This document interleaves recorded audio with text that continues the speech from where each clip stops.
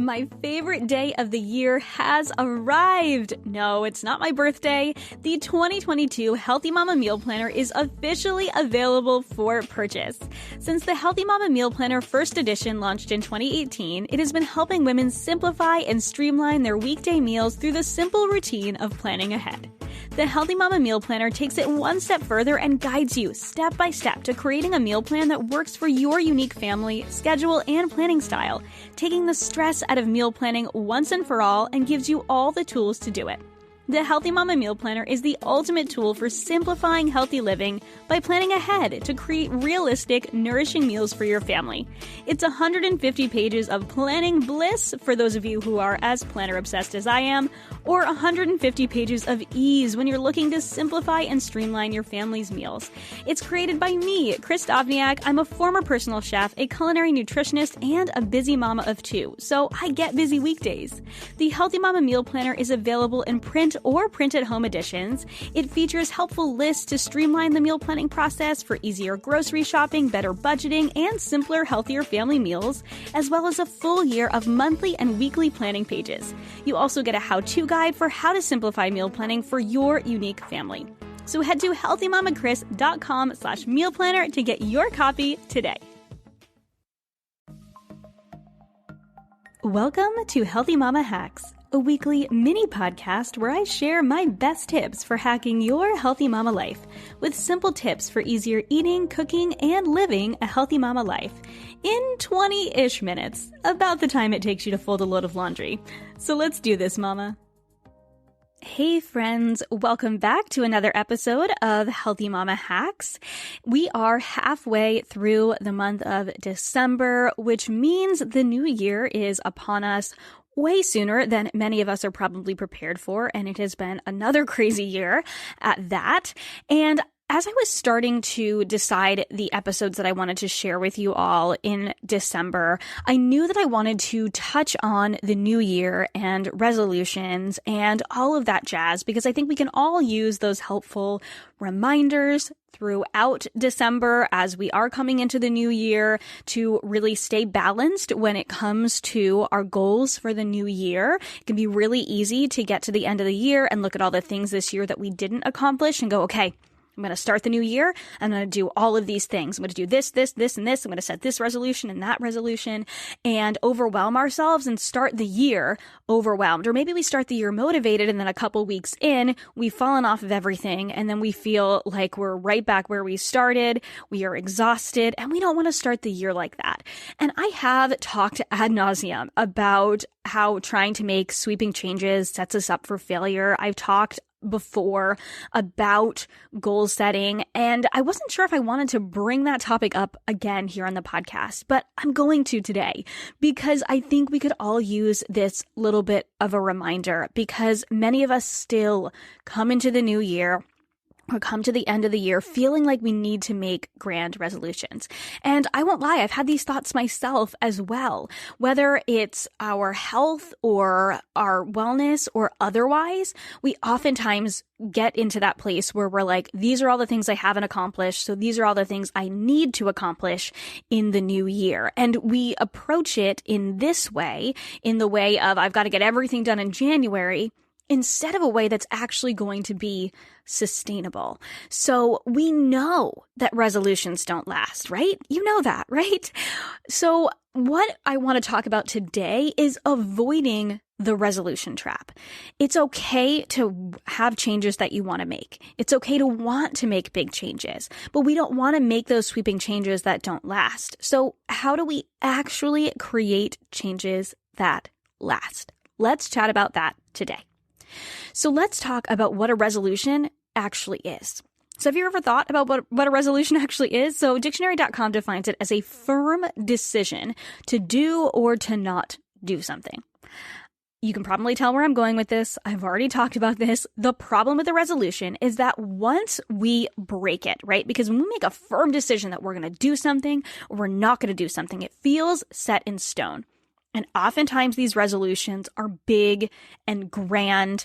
Sometimes it's like, okay, I'm going to use the term clean eating, right? Because I don't love that term because, I've talked about this here on the podcast before, because it implies that everything that's not clean is dirty. And even though I am a huge fan of eating lots of real whole foods and nourishing your body in that way, I think when we put a label on it, like clean eating, then it becomes this big thing. So I'm going to eat clean the entire year.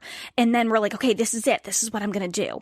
And then what happens? Okay, we are really good the first week. And then we come to the weekend and we're like, oh, it's date night. How am I going to eat clean on date night?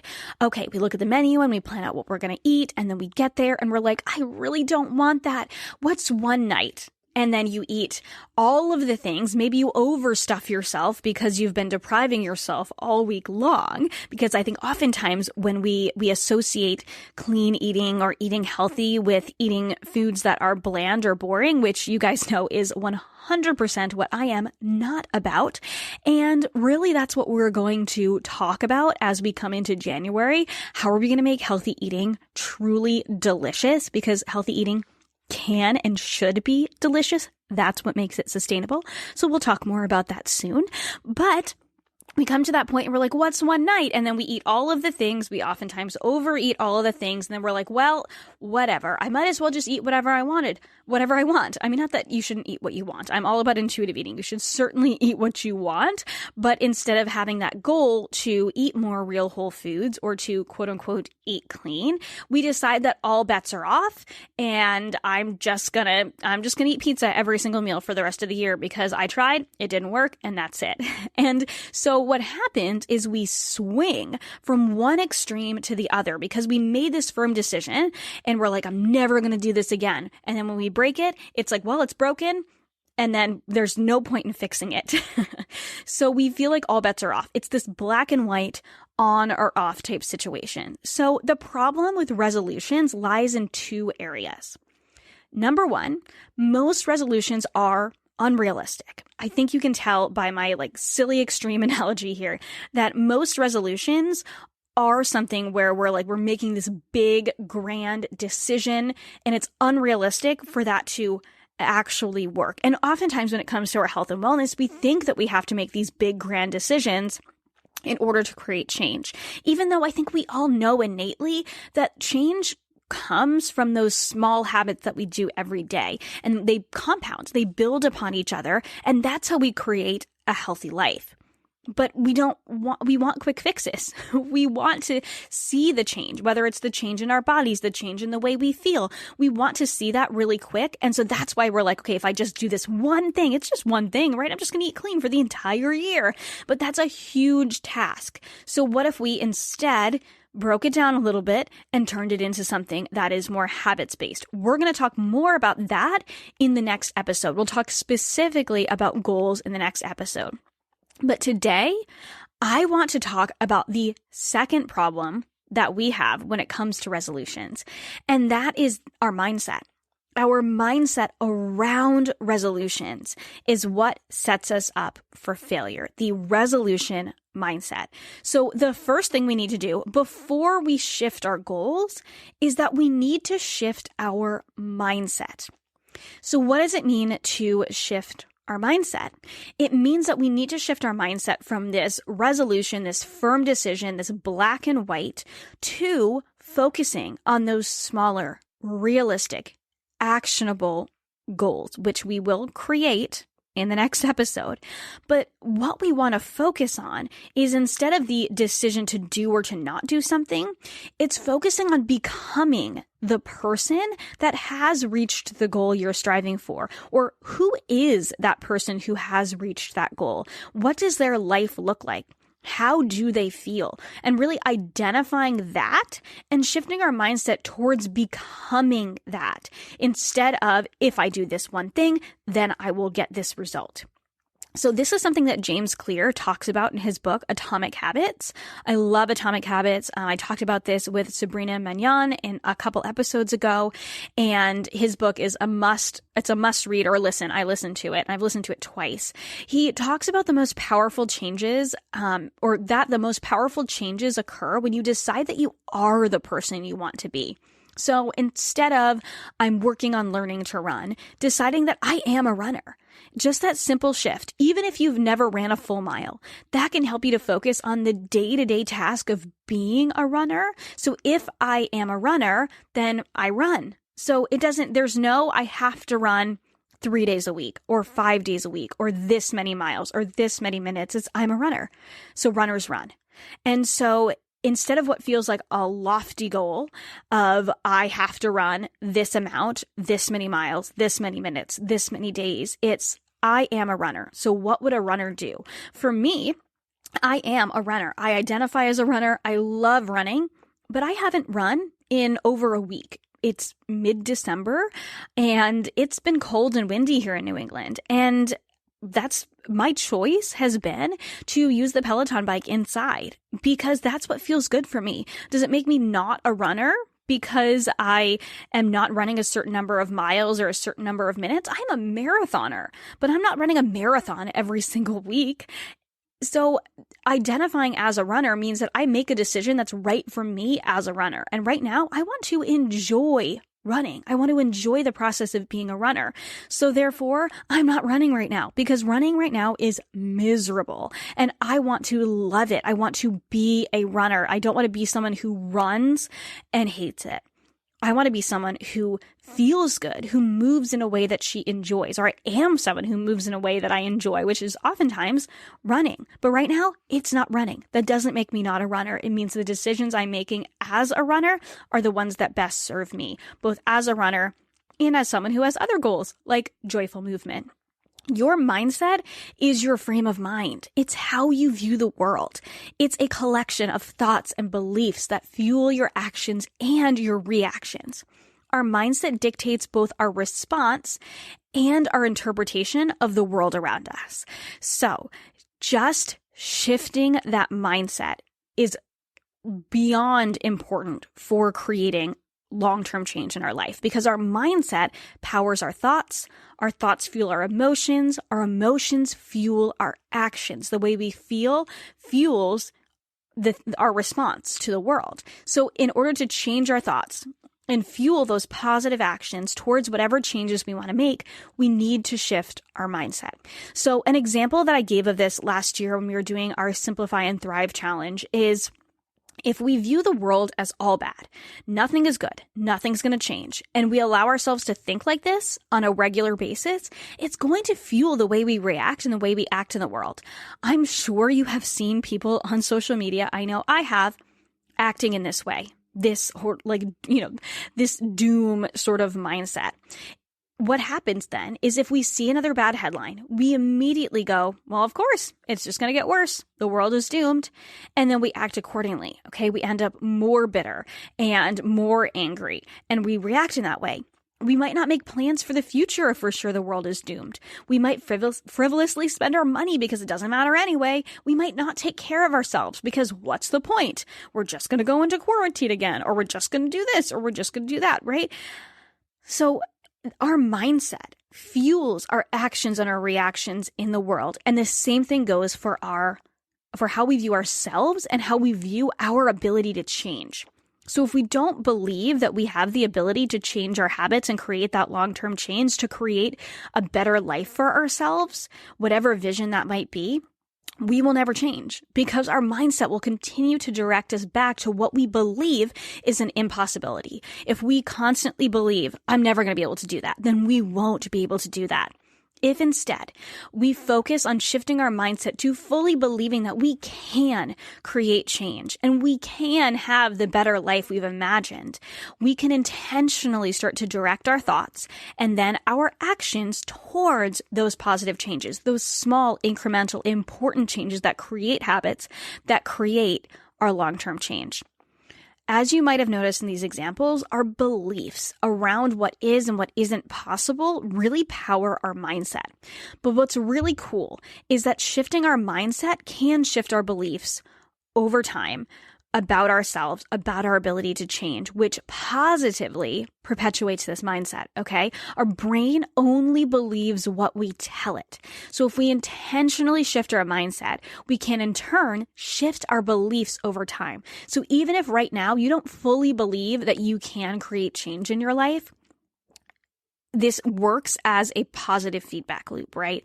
Where we shift our mindset and our beliefs slowly start to change, okay? Whenever I talk about mindset, I really like to refer to Carol Dweck. She's a Stanford University psychologist, and she popularized the idea of a growth mindset versus a fixed mindset.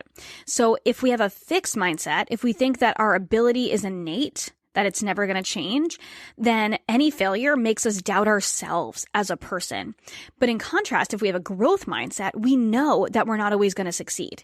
But failure is an opportunity for learning and growth. It's an opportunity for moving forward instead of staying stuck in that failure. So she tells this story in her book, Mindset, of a high school student, Jimmy, who wasn't doing well in school. And then he sat through a session with her describing the growth mindset. And he all of a sudden realized, you mean I don't have to be dumb? And from that point on, he became a hardworking student and did really well in school. So mindset is so incredibly powerful.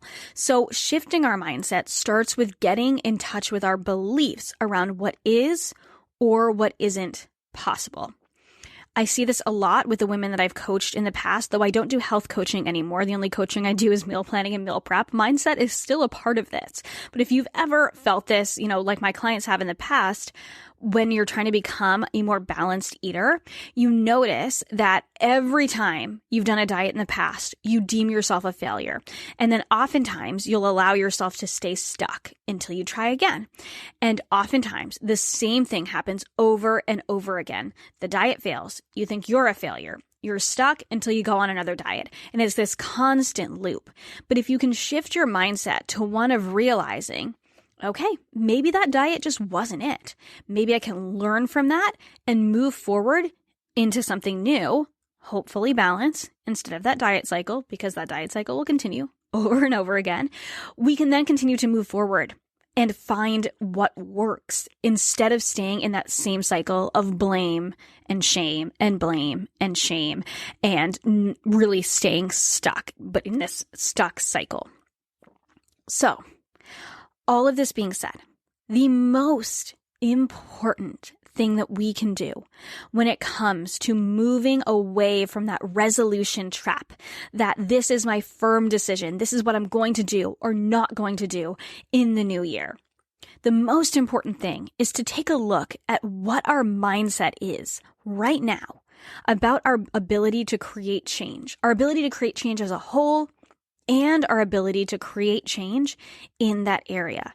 And how can we reframe failure? How can we reframe when something doesn't work as a learning opportunity and an opportunity to move forward and to continue to grow? So what beliefs are you holding about the changes you want to make? How can you expand your view of what is possible to shift your mindset towards one of growth in this new year? In next week's episode, I'm going to talk about creating those realistic New Year's goals. Until then, friend, thank you so much for listening. I hope this was helpful. I can't wait to hear your thoughts. Connect with me over in the Healthy Balanced Mamas Facebook community or over on Instagram at Healthy Mama Chris, and the podcast is at Healthy Balanced Mama Pod. And I will catch you in the next episode. Thank you so much for listening to this episode of the Healthy Balanced Mama podcast. If you loved it, would you take a screenshot and share it with a friend over on Instagram and tag me in it? It helps me so much to know what you love and are taking away from each episode. If you really loved it, would you hop over to iTunes and give me a star rating and review? Every rating and review helps this podcast be seen and heard by more women who need to hear the message of balance and wellness without deprivation. It's the best free gift you could give me.